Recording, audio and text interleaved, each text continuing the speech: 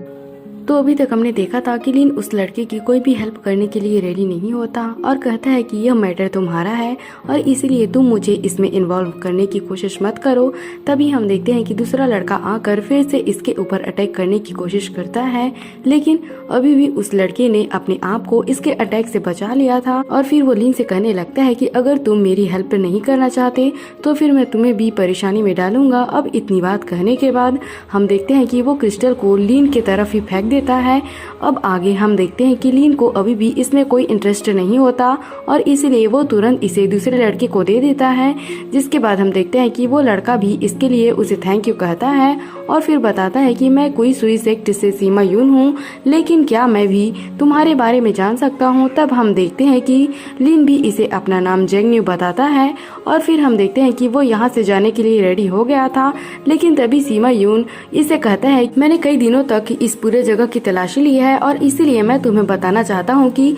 अब यहाँ पर कोई भी इमोर्टल एनर्जी नहीं है। जिसके बाद वो इससे कहता है कि तुम्हें इसमें अपना टाइम वेस्ट नहीं करना चाहिए और फिर उससे कहता है कि अगर तुम्हारे पास में भी इमोर्टल रिल्म का ट्रांसमिशन पॉइंट है तो फिर हम इसे आपस में एक्सचेंज कर सकते हैं। जिसके बाद लिन सोचता है कि शायद इसके पास में भी इसके सेक्ट का इशू किया गया ट्रांसमिशन पॉइंट होगा, इसीलिए हम देखते हैं कि लिन भी इसके लिए रेडी हो गया था और फिर उससे कहता है कि मेरे साथ में एक्सचेंज करने के लिए तुम्हारे पास में क्या है। जिसके बाद हम देखते हैं कि सीमा यून भी अपने पास वाला जेट स्लीप दिखाने के लिए रेडी हो गया था। तब इसे देखते ही लिन कहने लगता है कि इसके वाले में तो वेस्ट में 5 लोकेशन है। जिसके बाद खुद सीमा यून कहने लगता है कि मेरे मैप में कुल 21 लोकेशन है, इसलिए अगर मैं तुम्हारे मैप के ओवरलैप को हटा दूं और फिर अगर हम इसे एक्सचेंज करें तो इसके बारे में तुम्हारा क्या विचार है। जिसके बाद हम देखते हैं कि लिन भी तुरंत इसकी बात मानने के लिए रेडी हो गया था और अब इसीलिए हम देखते हैं कि वो इसे आपस में बदल लेते हैं। तभी सीमा यून इसे कहने लगता है कि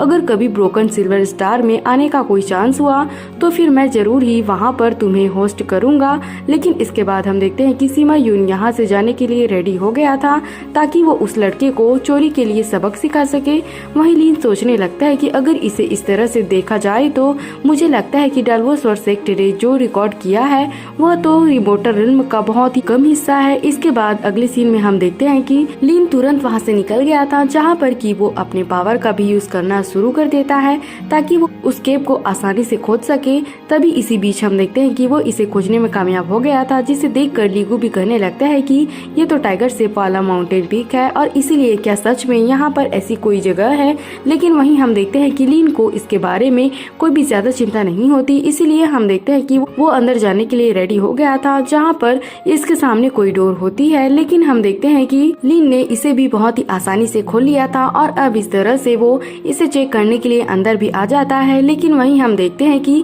लीगू को इसमें कोई ज्यादा इंटरेस्ट नहीं होता और फिर वो कहने लगता है कि इस जगह को तो पहले ही किसी ने खोज लिया है और इसीलिए हमने इसे खोजकर अपना टाइम वेस्ट किया है। मगर वहीं हम देखते हैं कि लिन अभी भी इतने आसानी से मानने वाला नहीं होता, इसीलिए वो अपने पावर का भी यूज करने के लिए रेडी हो गया था ताकि वह इसे और भी बारीकी से चेक कर सके। मगर वहीं हम देखते हैं कि इसके पास वाला जेट स्लीप अपने आप ही बाहर आ जाता है और टियान बाओ की आवाज इसे बताने लगती है कि गॉड शूटिंग कैरियर इस केव के 10वें स्टोन चैम्बर में सील है। लेकिन वहीं हम देखते हैं कि लिन को इसके बारे में कुछ भी समझ में नहीं आता, क्योंकि यहाँ पर उसे साफ तरीके से दिखाई दे रहा था कि यहाँ पर केवल 9 चैम्बर है और इसीलिए उसे समझ में नहीं आता कि आखिरकार ये 10वां चैम्बर कहाँ है। मगर तभी टियान बाओ कहने लगता है कि गॉड शूटिंग कैरियर मेरे पूरे लाइफ की मेहनत है, इसीलिए अगर इसने फिर से डे लाइट को देख लिया तो फिर इस तरह से मुझे अपने इस लाइफ में कोई रिग्रेट नहीं होगी। तभी अचानक से हम देखते हैं कि नीचे वाली फ्लोर टूटने लगती है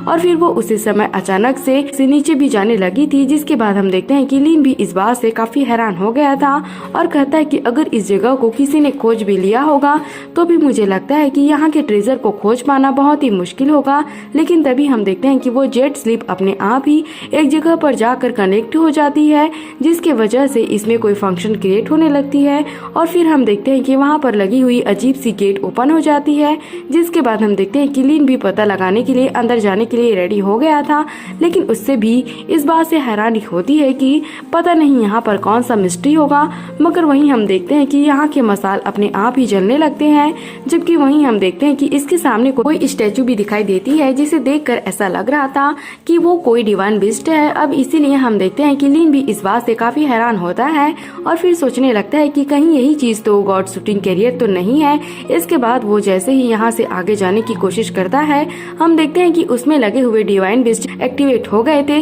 जो कि इसके ऊपर अटैक करने के लिए कोशिश करते हैं। लेकिन हम देखते हैं कि उनके बॉडी में सोल चेन बंधी हुई थी और इसीलिए वे इसके सामने कुछ भी नहीं कर पाते। मगर वहीं हम देखते हैं कि लिन इस बात से काफी हैरान हो गया था और कहता है कि केवल सबसे छोटे वाले बिस्ट सोल के ही पास में इतनी बड़ी प्रेशर है, जो कि असल में 9 हेड वाली फ्लड ड्रैगन से भी ज्यादा पावरफुल है। फिर वो कहने लगता है कि इसलिए इस सोल बिस्ट का नाम आयरन प्लेट पर मेंशन नहीं है, क्योंकि इसे सोल चैन में लॉक करके रखा गया है। लेकिन इसके बाद हम देखते हैं कि वो इसके बारे में चेक करना शुरू कर देता है और इस तरह से उसे समझ में आ गया था कि वो अभी अपने कल्टीवेशन से इसका यूज नहीं कर पाएगा और अब इसीलिए हम देखते हैं कि वो इसे टेम्पररी रूप से डीप स्लीप में डालने के लिए रेडी हो गया था। अब इतनी बात कहने के बाद हम देखते हैं कि वो अपने पावर का यूज करना शुरू कर देता है और कहने लगता है कि किसी ने भी ट्रेजर के बारे में उम्मीद नहीं किया होगा कि ऐसा ट्रेजर ट्रांसफॉर्मेशन के अर्ली स्टेज वाले के हाथ में आ जाएगा। इसके बाद हम देखते हैं कि वो तुरंत अपने पावर का यूज करना शुरू कर देता है,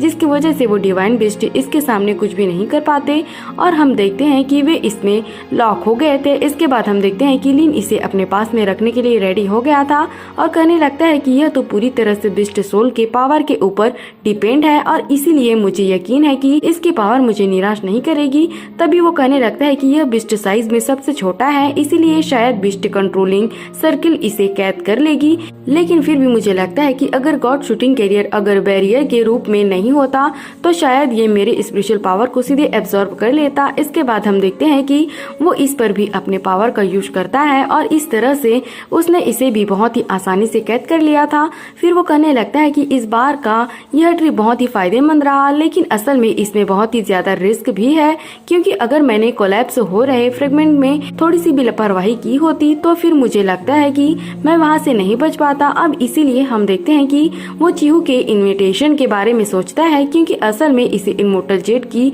बहुत ज्यादा जरूरत है, जो कि आने वाले समय में इसके इन्फेंट ट्रांसफॉर्मेशन के लिए बहुत ही ज्यादा जरूरी है। फिर वो कहने लगता है कि अगर मेरी कल्टीवेशन इन्फेंट ट्रांसफॉर्मेशन में पहुंच गई तो फिर मैं इस तरह से सितुनान को भी जगा सकता हूँ, वान के लिए इमोर्टल हर्ब को भी लेकर आ सकता हूँ। इसके बाद हम देखते हैं कि वो इसमें कोई देरी नहीं करता और अब इस तरह से वो चीहू के पास में जाने के लिए निकल गया था। वहीं उधर हम देखते हैं कि चीहू के पास वाला टेलीपोर्टेशन फॉर्मेशन एक्टिवेट होने लगती है, जिसे देखकर चीहू कहने लगता है कि फाइनली कोई यहाँ पर आ गया, लेकिन उसे भी पता नहीं होता कि ये दोनों में से कौन है। जिसके बाद हम देखते हैं कि ये कोई और नहीं बल्कि रेड बटरफ्लाई होती है, जो कि तुरंत ही अपने आइस पावर का यूज करते हुए इसके सामने आ गई थी। इसलिए इसे देखकर चीहू काफी खुश हो गया था और कहता है कि रेड बटरफ्लाई मैं तुम्हारा ही वेट कर रहा था। लेकिन तभी रेड बटरफ्लाई इसे कहने लगती है कि अगर तुमने मुझसे जो कहा था वह गलत निकला तो फिर समझ लो इसका अंजाम बिल्कुल भी सही नहीं होगा। तब इस पर चीहू उसे कहता है कि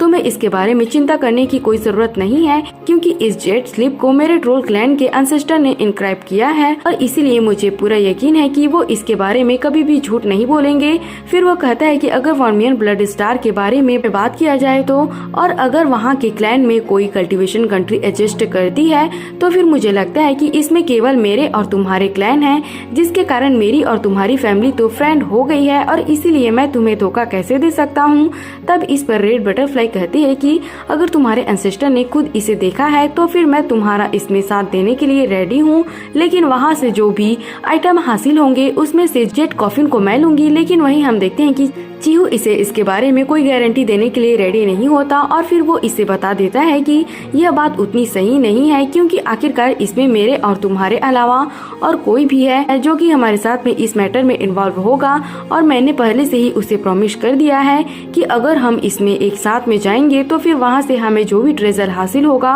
हम उसे फेयर तरीके से आपस में बांटेंगे। अब इसीलिए हम देखते हैं कि वह भी इसकी कोई बात मानने के लिए रेडी नहीं होता और कहता है कि मैं अपना किया हुआ वह वादा पूरा करूंगा। तब इसकी ऐसी बात सुनकर रेड बटरफ्लाई उससे पूछती है कि वो कौन है। तब इस पर चीहू बताता है कि उसका नाम जेंग न्यू है, जो कि हम दोनों के जैसे ही वर्मिंग ब्लड स्टार से है। मगर तभी हम देखते हैं कि लिन भी यहाँ पर आ गया था, जिसे देखते ही चीहू कहता है कि तुम बिल्कुल सही समय पर आए हो। जबकि वहीं इसे देखते ही रेड बटरफ्लाई कहती है कि ये तो तुम हो। जो सीन दिखाते हुए यह एपिसोड यहीं पर खत्म हो जाता है। तो अगर आपको एक्सप्लेनेशन अच्छी लगी हो तो हमारे चैनल को सब्सक्राइब और लाइक जरूर करना। Thanks for watching.